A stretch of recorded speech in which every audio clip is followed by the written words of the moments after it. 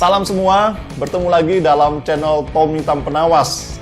Sesuai dengan judul di video ini, mata ganti mata atau gigi ganti gigi.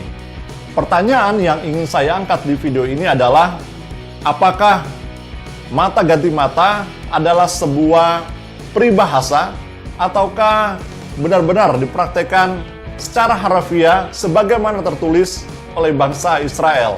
Yang menarik adalah 17 dari 20 orang yang saya tanya secara random, mereka mengatakan hukum mata ganti mata atau gigi ganti gigi itu dipraktikkan secara harfiah oleh bangsa Israel. Itu artinya, jika seseorang melukai orang lain, maka ia patut diganjar dengan luka yang sama oleh pihak yang telah ia rugikan. Contohnya, kalau saya meninju wajah seseorang hingga ia menjadi buta, maka atas nama keadilan saya juga harus mendapat luka yang sama oleh orang yang telah saya butakan matanya.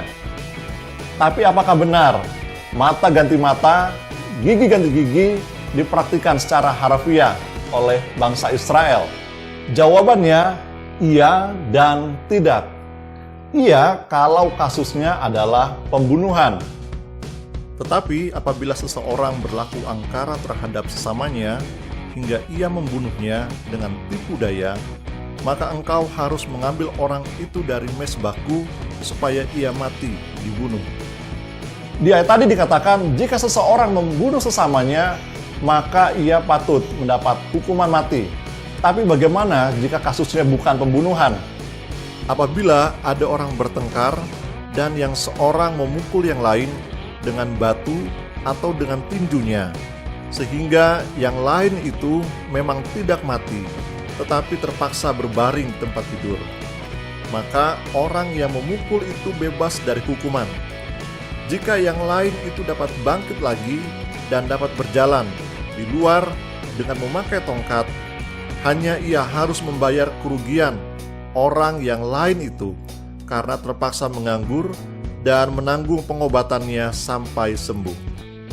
Ayat ini mau mengatakan, jika seseorang memukul orang lain sampai orang tersebut menjadi cacat atau tidak dapat bekerja, maka si pemukul harus memberikan ganti rugi berupa biaya pengobatan sampai si korban menjadi sembuh. Ayat yang serupa juga ada di dalam Keluaran 21 ayat 22. Apabila ada orang berkelahi dan seorang dari mereka tertumbuk kepada seorang perempuan yang sedang mengandung sehingga keguguran kandungan, tetapi tidak mendapat kecelakaan yang membawa maut, maka pastilah ia didenda sebanyak yang dikenakan oleh suami perempuan itu kepadanya, dan ia harus membayarnya menurut putusan hakim. Kalau ada seseorang yang mengakibatkan seorang wanita hamil menjadi keguguran, maka ia harus memberikan ganti rugi seperti yang diminta oleh si suami atau hakim. Sedangkan Keluaran 21 ayat 26 mengatakan, kalau seorang majikan membuat buta mata budaknya, maka sebagai ganti ruginya, majikan itu harus memberikan kebebasan atau memerdekakan budaknya tersebut. Ada ayat lainnya, tapi dari beberapa referensi ayat yang sudah saya berikan tadi, di luar kasus pembunuhan, istilah atau hukum mata ganti mata, gigi ganti gigi adalah sebuah peribahasa. Sebuah peribahasa yang artinya seseorang harus memberikan kompensasi atau ganti rugi yang setimpal atas perbuatan merugikan yang telah ia perbuat bagi orang lain. Jadi, hukum istilah mata ganti mata, gigi ganti gigi tidak secara harfiah dipraktikkan oleh bangsa Israel, melainkan adalah hukum ganti rugi kepada orang yang telah dirugikan. Memang memberikan ganti rugi atau kompensasi tidak bisa langsung serta-merta menebus kesalahan yang telah diperbuat bagi orang lain. Tapi paling tidak ini adalah cara agar si pelaku memberikan tanggung jawabnya atau bentuk permintaan maaf dari si pelaku kepada korban yang telah ia rugikan.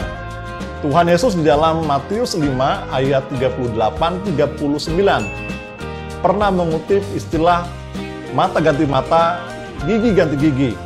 Tapi Tuhan Yesus mau menambahkan, janganlah kita melawan orang yang berbuat jahat kepada kita.